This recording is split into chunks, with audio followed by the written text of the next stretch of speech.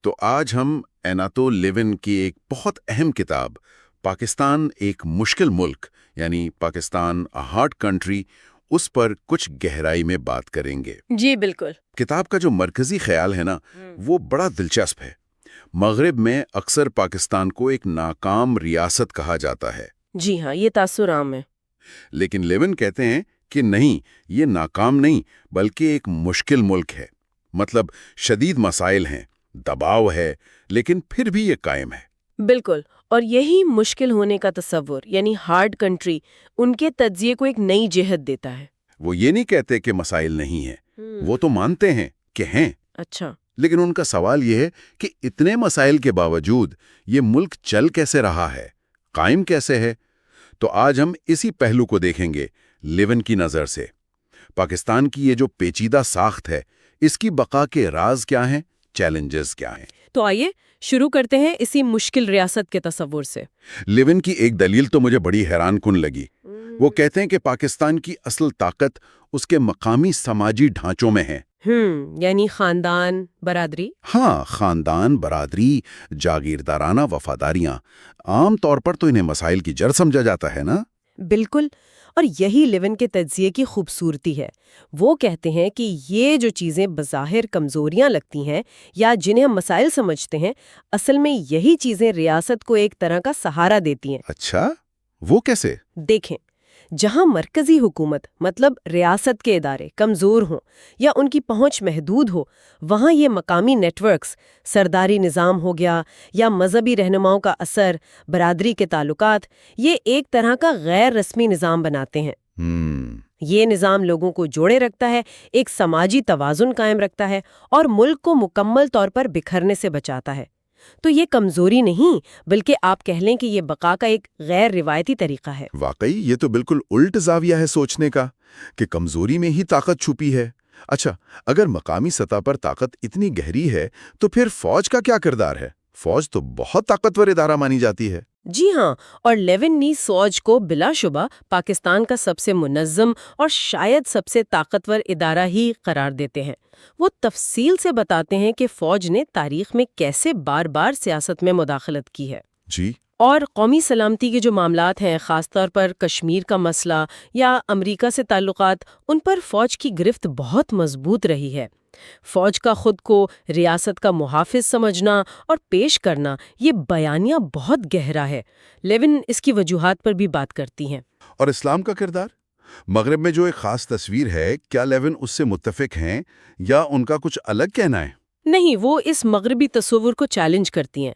وہ یہ تو مانتی ہیں کہ مذہب پاکستانی معاشرے اور شناخت کا ایک بہت اہم حصہ ہے، اس میں تو کوئی شک نہیں۔ ٹھیک۔ لیکن ان کے مطابق اکثریت جو ہے وہ صوفی روایات سے متاثر ہے، جو زیادہ روادار سمجھی جاتی ہیں اور مقامی ثقافت سے جڑی ہوئی ہیں۔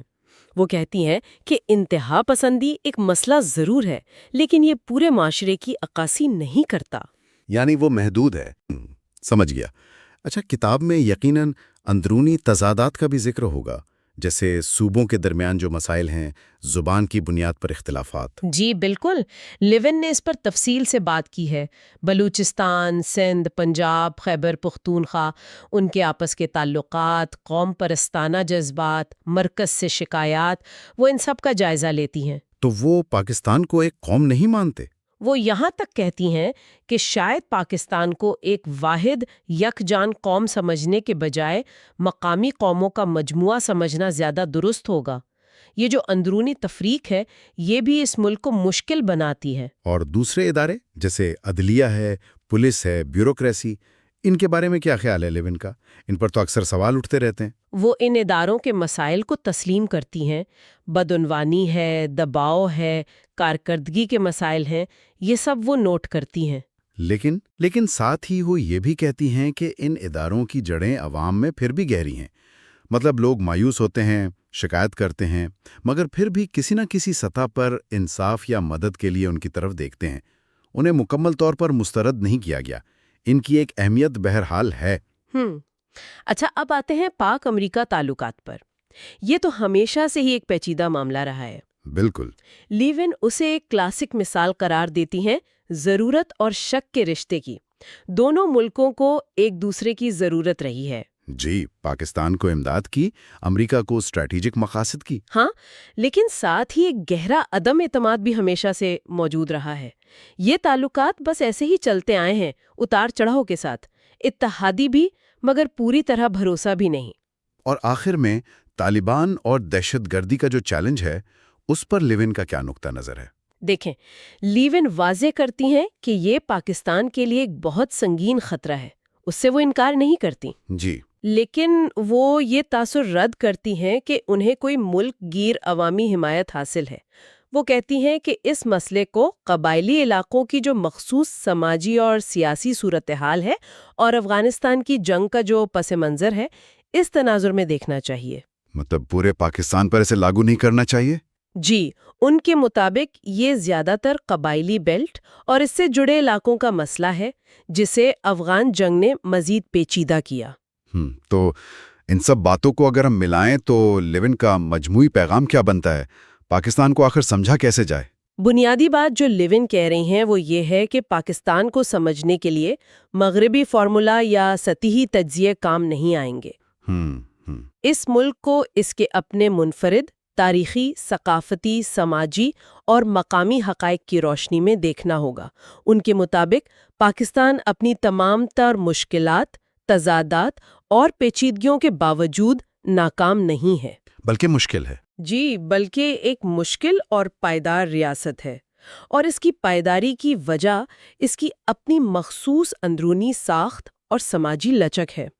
ये किताब असल में पाकिस्तान के बारे में जो आम मनफी बयानियां है ना, उसे चैलेंज करती है और एक ज्यादा मुतवाज़न और गहरी तस्वीर पेश करती है। वाकई ये एक बहुत ही अलग और अहम जाविया नज़र है, रवायती तज्जियों से हट कर है। बिल्कुल, और ये हमें एक अहम सवाल पर सोचने की दावत देता है ना? जी, क्या सवाल? कि अगर पाकिस्तान का असल इस्तेहकाम, जैसा लिविन दलील देती हैं, इसके उन गहरे गैर रस्मी मकामी समाजी ढांचों में है, तो क्या रियासत की अपनी पॉलिसियों को और बैनुल-अक़वामी बरादरी के रवैये को इन ज़मीनी हक़ाइक़ के मुताबिक नहीं ढलना चाहिए? यानी उन ढांचों को समझे बगैर पॉलिसियां बनाना शायद मौसर ना हो। बिल्कुल। क्या इनको नज़रअंदाज करके बनाई गई पॉलिसियां कामयाब हो सकती हैं? ये एक बड़ा सवाल है जिस पर गौर करना चाहिए।